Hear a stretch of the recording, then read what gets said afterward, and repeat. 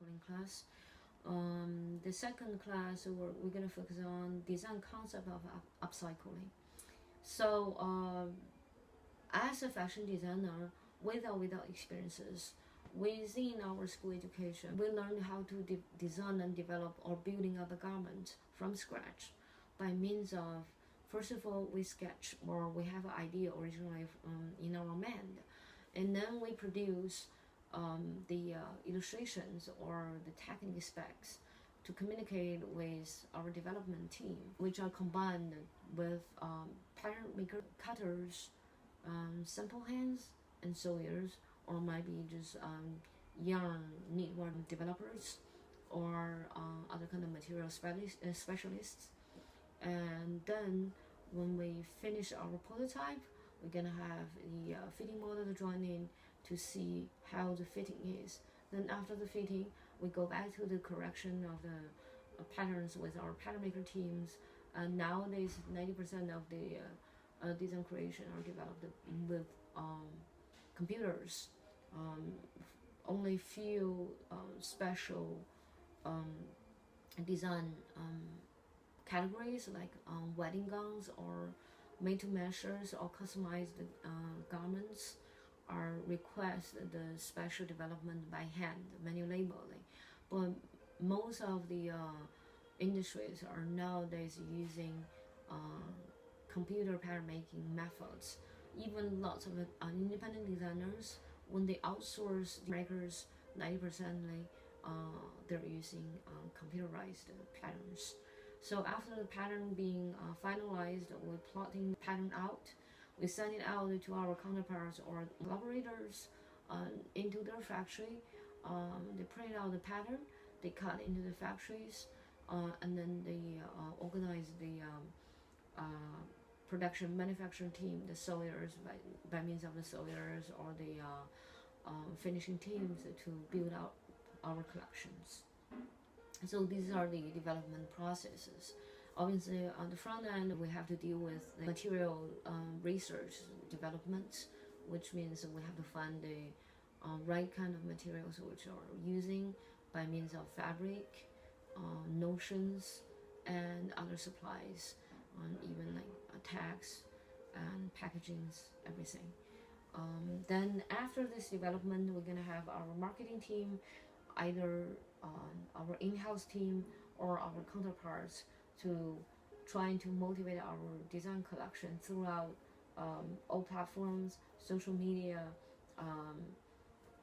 internet online platforms, or offline conceptual stores, department stores, or even franchising stores. So this is the traditional way of our business. But for upcycling, which 90% of our time we create design objects or design artworks not from scratch but from the object which already exists. By meaning we possibly develop the upcycled clothes from leftover design style of clothing, or second-hand clothing, or even oversized clothing or smaller size clothing. We do deconstruction, reconstruction. We do even some simple alterations, or we can turn one object into another object, by meaning we can turn possibly a jersey shirt into a pant, make a coat into a dress, or all kinds of things. The objects are not built from scratch, but built on whatever existing as material it is as a whole, not separated as fabric or notions or something else, and then join them together. We might take partially of the garment off from the object. We might combine one object with the other one. We might also increase the volume, decrease the volume, all kinds of possibilities. Personally, I would say this will be much more interesting and much creative, and much more to learn from the others as well. The second thing I want to mention is you might have experiences to do some alterations with your beloved objects, saying like you love one of the designer when you were young, you bought one object from this designer and you cherish it for 10 years, but when you're growing up, you might not possibly fit into the clothes, or when you lose weight, this clothes might be much bigger than you expected to wear it, but you still love it, want to wear it. So you could possibly DIY or you do some alteration for yourself, increase the volume and decrease the volume, whatever. But think about the fact is, if you have a designer piece with high quality, it's so easy to you. It's so much easier to you to do the alterations with some higher quality materials rather than you deal with something which only worth for $10.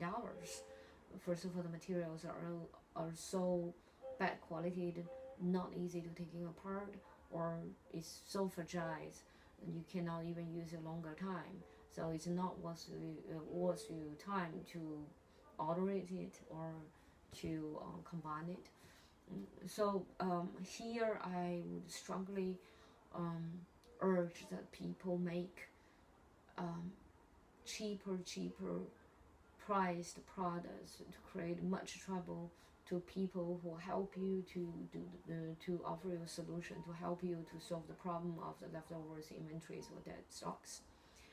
But still, on the positive side is 90% of those materials are still interesting, and while these globalization and creativity blooming and price level lower made every possibilities that all kinds of creativities that we could possibly respect bring up all the ideas which are much more interesting than the past. So we also had more objects that we can play with. As I said, we're not starting from scratch, but we have more options. We have a wide range of things which we can deal with. But for upcycling, we need to know a couple of the principles. First of all, we need to match the brand we're working on by means of either is our brand or the brand from our contractors. And at the second option is like us, we're not acting as a designer, but we are acting as a consultant. On the other hand, I would have to say, frankly speaking, we're losing our technologies as a fashion designer, because the whole industrial pattern throughout the 40 years that the industrialized country gradually have been shifting their industry base from Western world to Asian world, from cheap laboring manufacturing basis for production. But by doing so, the Western world are also gradually losing their technologies.